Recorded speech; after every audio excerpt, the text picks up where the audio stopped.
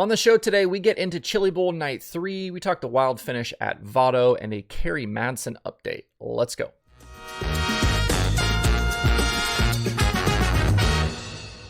Today is Thursday, January 13th, 2022. Welcome into Dirt Tracker Daily. I'm Justin Fiedler. Before we get into the Chili Bowl, today's episode is supported by Rotor Ron.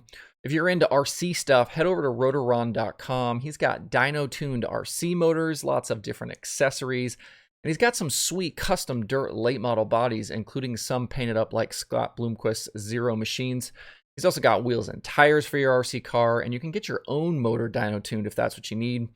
As a bonus for my audience, use code DIRT10 at checkout. That's all caps DIRT10 at checkout. You get 10% off any order of $50 or more. So pop over to rotorron.com, grab some RC parts, and use code DIRT10 at checkout. Last night was the third of 5 prelim nights at the Chili Bowl, and we have our first repeat winner of the week. I said on yesterday's show that I thought if everything went like it should, Rico Abreu was the favorite for Wednesday, and that's exactly how it played out. He had a second to first run in his heat race to make the qualifiers, followed by a third to the win run in his qualifier to make the night's feature. That put him inside row 2 for the start. Jason McDougall ended up high point man for the night with a 7th to first heat race performance and a 6th to first showing in his qualifier. That put him on the pole with Kobe Copeland to his outside. In the feature, McDougall was good early on, jumping out to the lead and staying there through the opening 13 laps. But following a mid-race restart, Rico snagged the lead on lap 14 and took control. A few late cautions kept things tight, and Rico ended up having to fend off a challenge from 7 starting Chase Randall. Young Texas driver driving for Reinbold Underwood threw a slider at the 97 into turn 1 with 5 to go, but just like Kyle Larson the night before, Randall banged off the cushion hard and Rico was able to drive back by. Over the final few laps, Kevin Thomas Jr. also tried to track down Rico, but to no avail.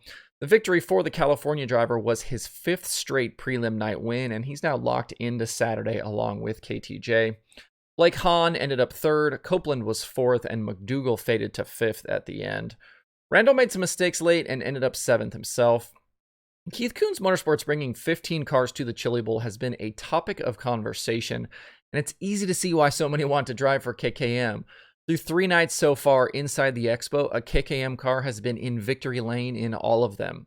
Tanner Carrick on Monday, Buddy Kofoid Tuesday, and Rico last night. And with Christopher Bell going tonight, there's a very strong possibility that KKM can go 4 for 4. As expected last night, we also had some young drivers show up and show out. I mentioned Randall, but we also had strong runs from Chance Crum, who went 16th to 8th in the feature, and Corey Day, who bagged a top 10 driving for Clausen Marshall. Things didn't go quite to plan for Ryan Timms. He had plenty of speed, but ended up in a B main, and in the closing stages of that race, just couldn't clear Tony Bruce Jr. for the transfer. Timms will have some work to do come Saturday. And at the opposite end of the spectrum, it wasn't a great night for 5-time Chili Bowl winner Sammy Swindell. Damage in his heat race led to a D main appearance where he went 6th to 2nd to make the C. But then late in that second C main, Sammy was battling Caleb Size for the final transfer spot, and Size went around into turn 1 off Sammy's front bumper. The one was DQ'd from the race, and Sammy was done for the night. The incident didn't appear to be super egregious, and I think if that happens at any other point, Sammy isn't DQ'd. But when it's on the last lap of a race for the transfer spot, a driver is going to get the boot for that move. Can't have guys crashing each other for transfer spots. Unfortunately for Sammy, it will mean an early start to his Saturday racing. The other wild moment from last night came in the 6th heat with CJ Sarna. Mike Woodruff got squirrely out of turn 2, and Sarna got turned broadside in front of him. Sarna then got hit by Woodruff, which sent him spinning into the air, but somehow the 20C didn't flip.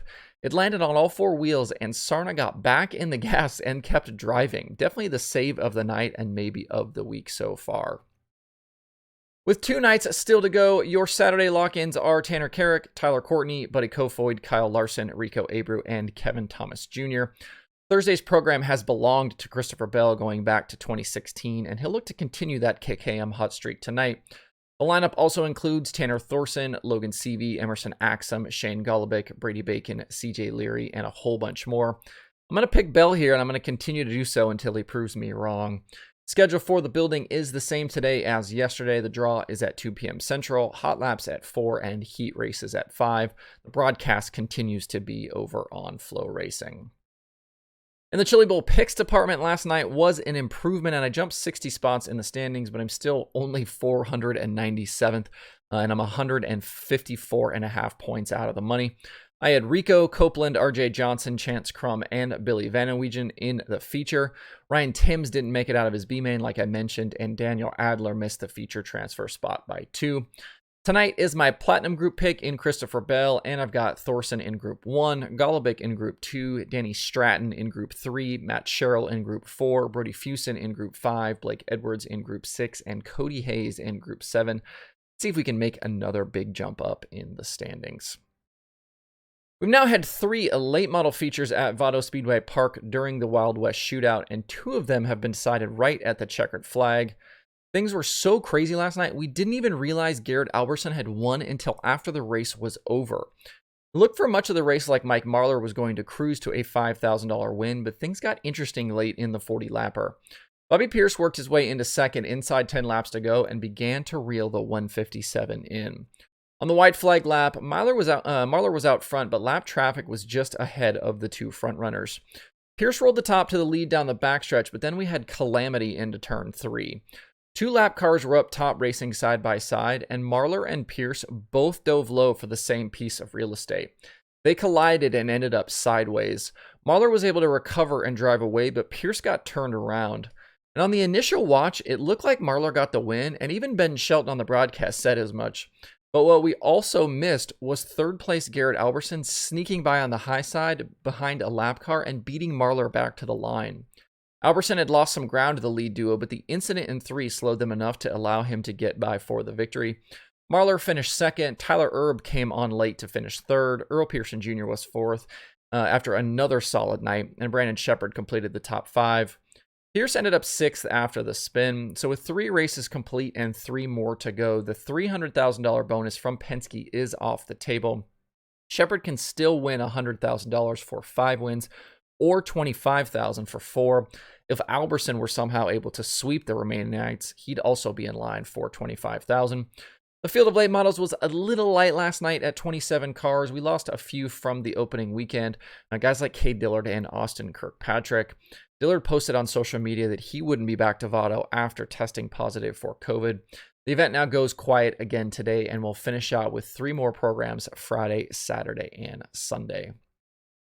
A quick update about Kerry Madsen with Roth Motorsports and Toyota Racing Development. When we talked about the Madman signing with Roth a few weeks ago, the TRD part of the agreement wasn't completely finalized yet.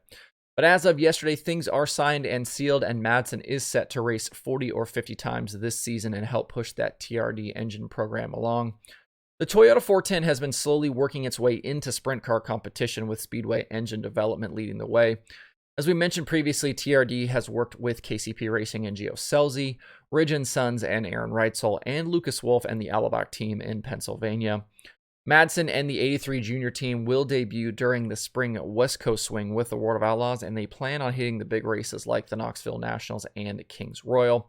Fellow Australian Paul Baines is set to crew chief after a significant run with Tarleton Racing. There are 3 shows on the streaming schedule today. Flow Racing has night 4 of the Chili Bowl and Flow Racing 24/7. Speed Sport TV has another night of the IMCA Winter Nationals from Cocopah Speedway. To see the full daily streaming schedule with links to watch, visit dirttracker.com/watch tonight. That's it for the show today. Hope you have a good Thursday. If you have thoughts about the topics on today's show, please leave them in the comments below or tweet at me. Thanks everybody for tuning in. We'll see you tomorrow for more Dirt Tracker Daily.